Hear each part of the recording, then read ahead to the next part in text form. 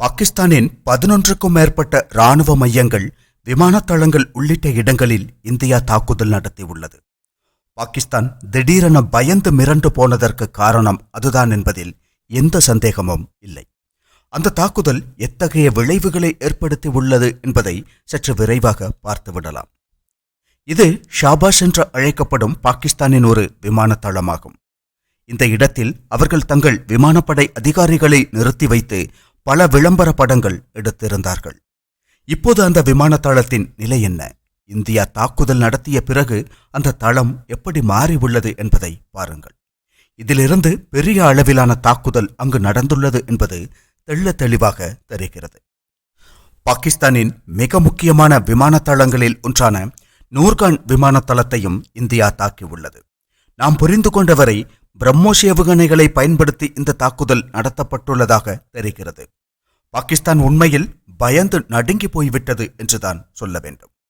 இந்த தாக்குதலுக்கு முன்பு விமானத்தளம் எப்படி இருந்தது என்பதையும், தாக்குதலுக்கு பிறகு எப்படி மாறியுள்ளது என்பதையும் இந்த செயற்கைக்கோள் படங்களில் நாம் தெளிவாக பார்க்க முடியும். பாகிஸ்தானின் போலாரி விமானத்தளத்தின் தாக்குதலுக்கு முன்னும் பின்னுமான நிலையை பார்க்கலாம்.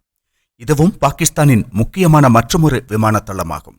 இங்கு இந்தியா நடத்திய தாக்குதல் மிக பெரும் விளைவுகளை ஏற்படுத்தியுள்ளது. ஷாபாஸ் ஜேகோபாத் விமானத்தளத்தின் செயற்கைக்கோள் படங்களாகும் இப்போது நாம் பார்க்கக்கூடியவை.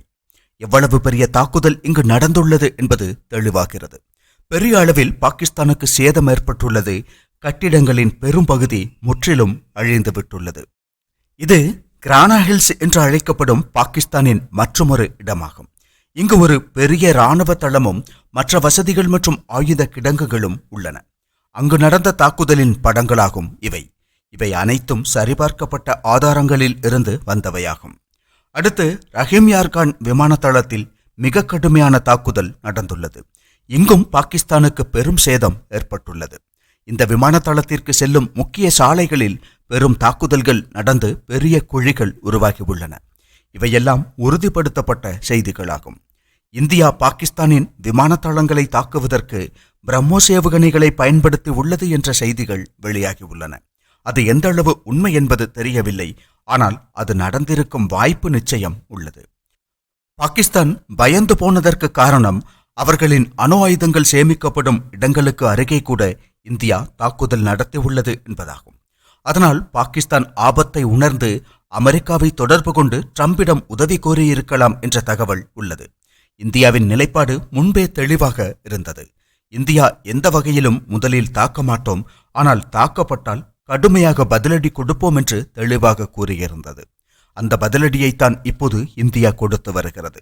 ஒருவேளை அமெரிக்கா இந்தியாவை தொடர்பு கொண்டிருக்கவும் வாய்ப்புள்ளது. ஆனால் இந்தியா அதை ஏற்று போர் நிறுத்தத்திற்கு ஒப்புக்கொண்டுள்ளது என்று சொல்ல முடியாது.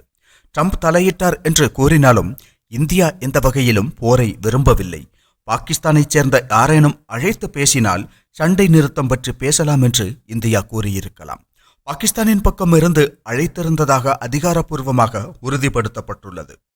அவர்கள்தான் இந்தியாவை தொடர்பு கொண்டு சண்டை நிறுத்தம் செய்ய தயாராக உள்ளோம், மேலும் பிரச்சனை இருக்காது என்று கூறியுள்ளனர். பின்னர் நடந்த பேச்சுவார்த்தைகளின் முடிவில்தான் சண்டை நிறுத்தம் என்ற முடிவுக்கு வந்துள்ளனர். அதற்கு முன்பு அவர்கள் எதிர்கொண்ட தாக்குதல்கள்தான் உண்மையில் அவர்களை அந்த முடிவெடுக்க தூண்டிய விஷயம் என்று நிச்சயம் சொல்லலாம். இந்தியாவின் கடுமையான தாக்குதல்கள்தான் அவர்களை பின்வாங்க வைத்துள்ளது. தாக்குதலுக்கு முன்பு பாகிஸ்தான் என்னவெல்லாம் பேசியது? பதிலடி கொடுப்போம், இதை செய்வோம், அதை செய்வோம், அணு ஆயுதம் பயன்படுத்துவோம் என்றெல்லாம் வீரவசனங்கள் பேசினார்கள் பாகிஸ்தானிகள். சிந்து நதி ஒப்பந்தம் குறித்து கூட எந்த எதிர்ப்பும் இல்லாமல் இந்தியா தண்ணீர் தந்தால் தரட்டும் என்ற நிலைக்கு வந்துவிட்டனர் பக்கிகள். அந்த விஷயத்தை பற்றி அவர்கள் இப்போது பேசுவதே இல்லை.